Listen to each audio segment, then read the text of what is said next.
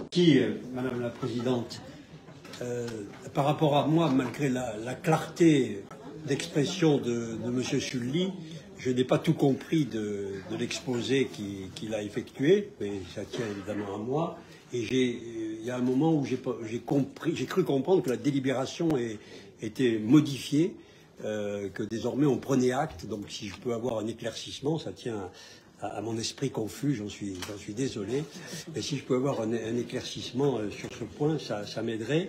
Et par rapport à ce qui vient d'être dit, moi je voudrais ajouter un élément, c'est celui de la santé publique.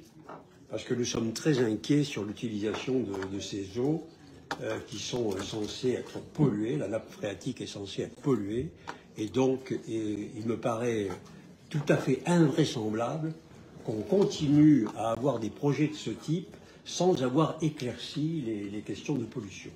Sur le fond du dossier, ce qui vient d'être dit est exact. Et vous allez trouver cela très, très politique, mais quand je vois la façon dont a été gérée la concertation, quand le collège a brûlé par le président du département, Jean-Pierre Barbier, et l'équipe départementale, avec la communauté éducative, pour reconstruire un collège, mettre tout le monde d'accord sur tous les aspects, et quand je vois le fonctionnement de la concertation entre la ville et la métropole pour consulter les habitants de Villeneuve sur un sujet sur lequel ils ont un avis qui est très fort, très clairement exprimé, à savoir que ce projet ne correspond pas à leurs besoins, il ne correspond pas à leur mode de vie.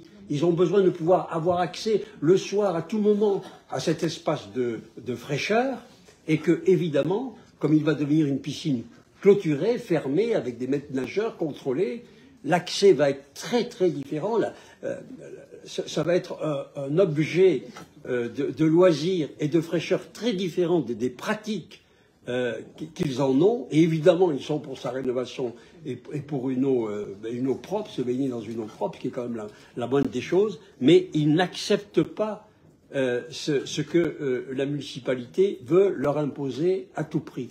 Et donc, que c'est à la fois cette absence de concertation et à la fois vouloir imposer un projet très coûteux, aux frais de fonctionnement très coûteux, comme ça a été dit, contre leur volonté, c'est tout à fait déraisonnable.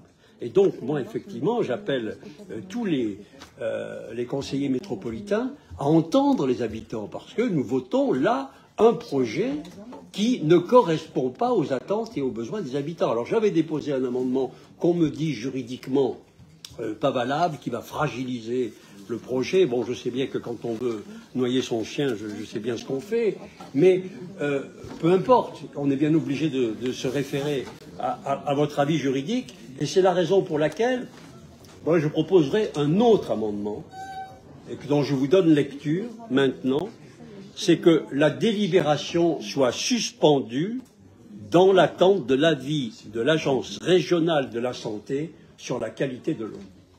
Parce que j'estime qu'il n'est pas possible de conduire un projet de ce type sans disposer de l'avis de l'Agence régionale de santé. Je rappelle qu'il y a quand même une incertitude extrêmement grave qui a été soulignée par le président de la métropole lui-même dans la presse, à savoir que depuis 2021, la ville de Grenoble aurait reçu un avis de l'ARS indiquant que la nappe phréatique est polluée, que la métropole, que la vice-présidente chargée de l'eau n'a pas informé la métropole de cet avis. On a ensuite un débat très confus de savoir à partir de quand, depuis quand on sait que cette nappe phréatique est polluée. Certains disent depuis 1970, on le sait, donc depuis Dubedou, on ne l'a pas dit. Et ensuite, on nous répond qu'on a déposé plainte qu'en 2022, parce qu'on venait de l'apprendre que maintenant. Il existe sur ce sujet une confusion totale qui fait que nous sommes dans l'incapacité de répondre à nos concitoyens, de savoir s'ils utilisent de l'eau de la nappe phréatique, dans quelles conditions de santé ils l'utilisent.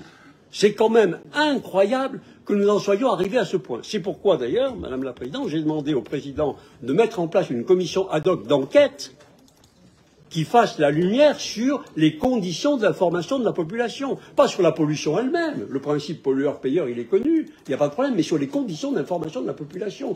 Qui n'a pas dit, à un moment donné, qui n'a pas informé la population sur ces sujets? Et donc, j'aimerais bien, le président a fait savoir par son directeur de cabinet qu'il était favorable en principe, qu'il nous avait répondu favorablement, mais depuis lors, il ne s'est rien passé. Donc, sur le fond du lac baignable, je ne répète pas tous les arguments qui ont été dits pour tenir dans mes 5 minutes, et par contre, je demande au Conseil métropolitain de voter cet amendement qui nous permet quand même de prendre des précautions avant de s'engager dans un projet qui pourrait être dangereux pour les populations. Monsieur le Président, donc nous avions proposé hier un amendement de dissociation du projet du lac baignable au projet en rue que vous avez donc rejeté pour des raisons juridiques, donc nous prenons acte. Ensuite, j'ai déposé un amendement pour qu'effectivement il y ait l'avis de l'ARS qui suspende le projet.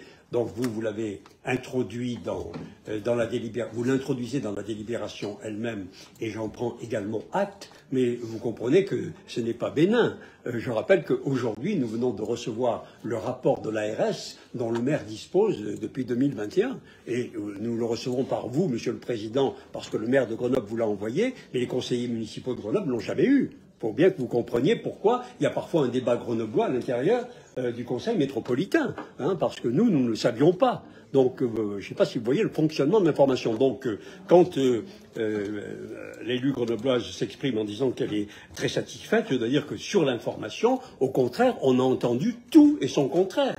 On savait, paraît-il, depuis longtemps que la nappe était polluée. Par contre, on a déposé plainte qu'en 2022. Et on a fait des alertes dans ces années-là, et on a informé aujourd'hui le président de la métropole de l'ARS. Moi, on ne peut pas se contenter de l'assurance de Madame Chloé Plantel, qui nous explique que les pollutions disparaissent par simple évaporation. Je suis désolé, mais ça ne nous suffit pas, malgré. On ne doute pas de votre compétence. Mais ça me fait penser, vous savez, aux nuages qui s'arrêtaient à l'entrée des frontières, vous savez. Vous connaissez ça, mais à l'époque, c'était pas des élus qui tenaient ces propos. C'était les agents de la météo qui présentaient la météo. Donc, par contre, là, maintenant, c'est des élus qui tiennent ces propos-là. Donc, j'aimerais que ce soit vérifié et qu'on y travaille. C'est pourquoi, moi, Monsieur le Président, il y a une confusion qui existe. Je crois que le président Escaron, Dominique Escaron l'a dit. Il y a une confusion qui existe. Je réitère ma requête de créer une commission spéciale d'enquête sur les conditions de l'information des populations sur la pollution de la nappe phréatique, de façon à ce que tous les éléments soient mis sur la table. Sinon, ces débats, que nous allons avoir un peu longs, je le reconnais, se reproduiront en maintes circonstances. Il n'y a aucune clarté à ce sujet. Est-ce que les enfants se baignent de Villeneuve dans un bassin actuellement pollué? Peut-être, probablement. Enfin, ce sont quand même des données qui sont inconnues et qui ne sont pas présentées en toute transparence. C'est une situation qu'on ne peut pas accepter. Je vous réitère ma demande, Monsieur le Président, et nous, parce que nous sommes opposés, nous soutenons les habitants, nous n'allons pas quitter la séance comme les élus socialistes grenoblois qui fuient leurs responsabilités. Nous allons les prendre. Nous allons voter contre cette délibération telle qu'elle est présentée, et nous attendons l'enquête publique de 2025 qui se produira sur le terrain du lac baignable et qui donnera les résultats, qui permettra à nouveau à la population de s'exprimer. Et à ce moment-là, peut-être qu'il y aura une clause de revoyure du projet, je l'espère, à cette année-là ou aux échéances municipales qui suivront.